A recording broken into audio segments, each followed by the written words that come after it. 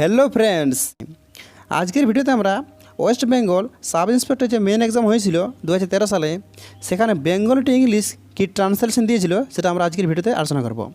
দেখো, এখানে আমরা পুরো প্যাসেজটা প্রথমে পড়ব এবং তারপরে লাইন বাই লাইন ট্রান্সলেশন করার চেষ্টা করব। তাহলে চলো শুরু করি। দেখো, প্রথমে প্যাসেজটা পড়া যায় কেমন। দেখো কি বলছে। একদিন সে তাহারই মতো একজন দরিদ্রকে কাছে পাইয়া বলিল, এখানে খাও কি করিয়া? সে বলিল, চাকরি করিয়া খাটিয়া খাই। কলিকাতায় রোজগারের ভাবনা কি? সুরেন্দ্র বলিল, আমাকে একটা চাকরি করিয়া দিতে পারো? সে বলিল, তুমি কি কাজ জানো? সুরেন্দ্রনাথ কোনো কাজই জানিত না, তাই সে চুপ করিয়া ভাবিতে লাগিল। তুমি কি ভদ্রলোক? সুরেন্দ্রনাথ মাথা নাড়িল। তবে লেখাপড়া শেখো নাই কেন? শিখেছি। সে লোকটা একটু ভাবিয়া বলিল, কি বলিল দেখো, তবে ওই বাড়িতে যাও, ওখানে বড়লোক জমিদার থাকে, একটা কিছু করিয়া দেবেই। ওকে, তাহলে প্যাসেজটা সম্বন্ধে তোমাদের কিছু তো আইডিয়া এলো, যেখানে সুরেন্দ্রনাথ সম্বন্ধে কিছু বলা হয়েছে, তাই তো। তাই এরপরে আমরা প্রত্যেকটা লাইন ধরে ধরে ট্রান্সলেশন করবো। দেখো, তার আগে বলে রাখি, এই ট্রান্সলেশন করার সময় যে বাংলা লাইনটার বা বাংলা বাক্যটার একেবারে ওয়ার্ড বাই ওয়ার্ড বা হুবহু ট্রান্সলেশন না করলে চলবে। এক্ষেত্রে আমরা বাংলা বাক্যটা পড়বো এবং অর্থটা বোঝার চেষ্টা করবো, আর সেই ভাব অনুযায়ী আমরা ইংরেজিতে সেন্টেন্সটা বানাবো। এখানে লক্ষ্য করো, তারা বুঝতে পারবে কি বলছে। একদিন সে তাহারই মতো একজন দরিদ্রকে কাছে পাইয়া বলিল, তাই তো। তাহলে একদিন, ওয়ান ডে, ঠিক আছে, ওয়ান ডে। এরপরে লক্ষ্য করো, এখানে একটা পাইয়া আছে আর বলিল আছে, তাই তো। তাহলে আমাদের সুবিধার্থে এটা আমরা দুটো আলাদা ভাগ করে দেবো। কী করেছি দেখো, একদিন সে তাহারই মতো একজন দরিদ্রকে মানুষকে কাছে পেল এবং বলল। দেখো, ওটাই করেছি। কী করেছি লক্ষ্য করো, one day he came across মানে দেখতে পাওয়া, তাই তো। তাহলে সে তাহারই মতো একজন দরিদ্রকে কাছে পেলো মানে কি দেখতে পেলো, তাই তো।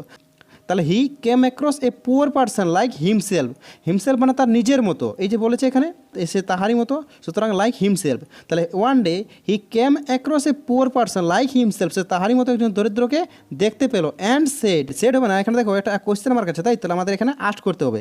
দেখো ওটাই আছে, কী করেছি, অ্যান্ড আস্ট হিম। তাহলে কী জিজ্ঞাসা করলো, এখানে খাও কি করিয়া? এখানে খাওয়া বলতে শুধুমাত্র খাওয়া জিনিসটা নয়, এখানে খাওয়া বলতে বোঝাচ্ছে যে তুমি খাবারটা জোগাড় করো কীভাবে, তো তা তুমি খাবারটা ম্যানেজ করো কী করে। এখানে খাও কি করিয়া, তাহলে হাউ ডু ইউ লিভ। দেখো এখানে ওটাই করেছি, কী করেছি, and asked him how do you manage your food here. তুমি তোমার খাবারটা জোগাড় করো কীভাবে, তুমি তোমার খাবারটা ম্যানেজ করো কীভাবে, সেটাই বলছে। তাহলে পুরো সেন্টেন্সটা দেখো, one day he came across a poor person like himself and asked him how do you manage your food here. এরপরে দেখো, সে বলিল, চাকরি করিয়া খাটিয়া খাই। তাহলে হি অ্যান্সার্ড, তাহলে যেহেতু আগে কোয়েশ্চেন করা হয়েছিল তাই এখানে অ্যান্সার ওয়ার্ডটা দিয়ে দিলাম। তাহলে he answered by doing a hard working job, তার একটা কঠোর পরিশ্রমে একটা খাটুনির কাজ করে আমি খাবারটা সংগ্রহ করি বা খাবারটা খাই। তাহলে by doing a hard working job. Okay, next দেখো, কলিকাতায় রোজগারের ভাবনা কি? অর্থাৎ কলিকাতাতে রোজগারের কোনো ভাবনা নেই, তাই তো। তাহলে why should one বোদার about earning while in Kolkata. তাহলে ওয়ান বলতে একজন, অর্থাৎ কোনো ব্যক্তি কলকাতায় থাকাকালীন তার রোজগার নিয়ে চিন্তা করার কোনো প্রয়োজন নেই। তো সেটাই করেছি, কী করেছি, যে হোয়াই শুড ওয়ান বোদার অ্যাবাউট, তাহলে বোদার অ্যাবাউট মানে আছে চিন্তা ভাবনা করা। তাহলে কোনো ব্যক্তির এই কলকাতা থাকাকালীন আর্নিং মানে রোজগার, তাহলে রোজগার নিয়ে কোনো বোদার অ্যাবাউট বা চিন্তা করার কোনো প্রয়োজন নেই। ওকে, এরপর দেখো, সুরেন্দ্র বলিল, আমাকে একটা চাকরি করে দিতে পারো? তাহলে বাক্যটার মাধ্যমে আমরা বুঝতে পারছি সুরেন্দ্র তাকে কি রিকোয়েস্ট করছে। দেখো ওটাই করেছি, কী করেছি, Surendra requested can you arrange a job for me. দেখো চাকরি করিয়া অর্থাৎ চাকরি জোগাড় করতে বলছে, তাই তো। তাহলে can you arrange a job, অর্থাৎ আমার জন্য একটা চাকরি তুমি জোগাড় করতে পারো কি, বা আমাকে একটা চাকরি দিতে পারো কি। তো তোমরা যদি করতে যে can you give me a job, তা সেটাও কিন্তু হতো, কিন্তু এটা একটু বেশি অ্যাপ্রোপ্রিয়েট হচ্ছে। দেখো আমাকে একটা চাকরি করিয়া দিতে পারো, can you arrange a job for me. Okay, next দেখো, সে বলিল, তুমি কি কাজ জানো?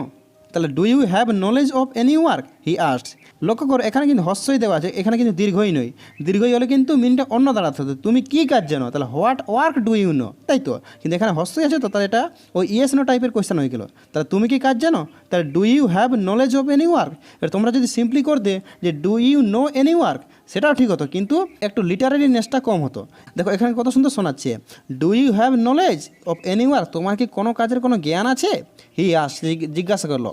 ওকে, নেক্সট দেখো, সুরেন্দ্রনাথ কোনো কাজেই জানিত না, তাই সে চুপ করিয়া ভাবিতে লাগিল। তা সুরেন্দ্রনাথ বিকেম সাইলেন্ট, সে চুপ হয়ে গেল অ্যান্ড বিগেন টু থিঙ্ক। দেখো আমি কিন্তু নিজের ইচ্ছা মতো এগুলোকে পাট করে ভেঙে নিচ্ছি নিজের সুবিধার জন্য, তাই সে চুপ করিয়া ভাবিতে লাগিল। চুপ করিয়া এখানে একটা সেন্টেন্স বানালাম, আর ভাবিতে লাগলো এখানে আরেকটা। তাই সুরেন্দ্রনাথ বিকেম সাইলেন্ট, সে চুপ হলো, অ্যান্ড বিগেন টু থিঙ্ক, এবং ভাবতে লাগলো। কারণ কেন? কারণ as he did not know any work, Surendranath কোনো কাজেই জানিত না। He did not know any work. Okay, next দেখো, তুমি কি ভদ্রলোক? এটা সিম্পল আছে, আর ইউ এ জেন্টেলম্যান। তুমি কি ভদ্রলোক? Are you a gentleman?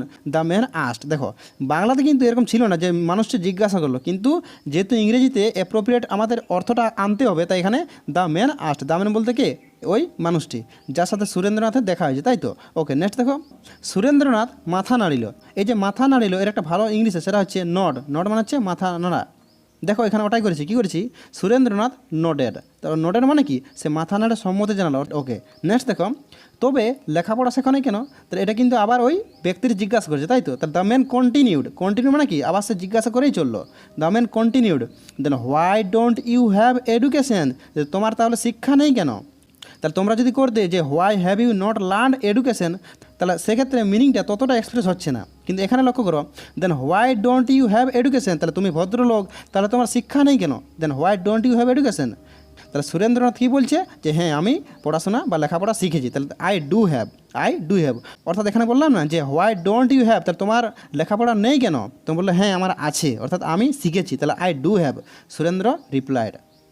তাহলে লক্ষ্য করো, এই ইংলিশ সেন্টেন্সগুলো কিন্তু আমরা হুবহু বাংলা থেকে ট্রান্সলেশন করছি না। আমরা সেন্সটা বুঝছি, অর্থটা বোঝার চেষ্টা করছি, মিনিংটা বুঝছি, আর তারপর সেটাকে নিজের মতো বানিয়ে ট্রান্সলেশন করছি। ওকে, এরপর দেখো, সে লোকটা একটু ভাবিয়া বলিল, তার that person thought for a moment. That person thought অর্থাৎ চিন্তা ভাবনা করলো, ফর এ মোমেন্ট অর্থাৎ একটু ভাবিয়া, তাহলে ফর এ মোমেন্ট। ওকে, কী বললো?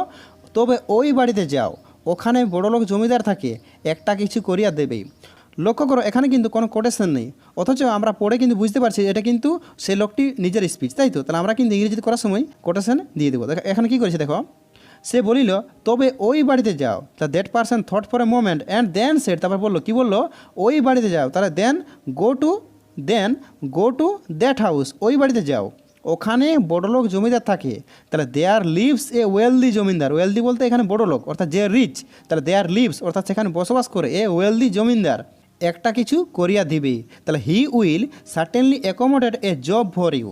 লক্ষ্য করো, এখানে কিন্তু একটা কিছু, এখানে কিছু দেওয়া আছে, তাই তো? কিন্তু এখানে আমি করেছি certainly accommodate a job for you, তাই তো? তো তোমরা যদি করতে যে he will certainly accommodate something for you, সেক্ষেত্রে ঠিক হতো। কিন্তু আমরা পুরো প্যাসেজটা পড়ে বুঝতে পারলাম যে এখানে কিন্তু চাকরির ব্যাপারটা নিয়ে বলা আছে, তাই তো? তাই এখানে কিন্তু স্পেসিফিক, ওই জন্য বলে দিলাম। কী করেছি?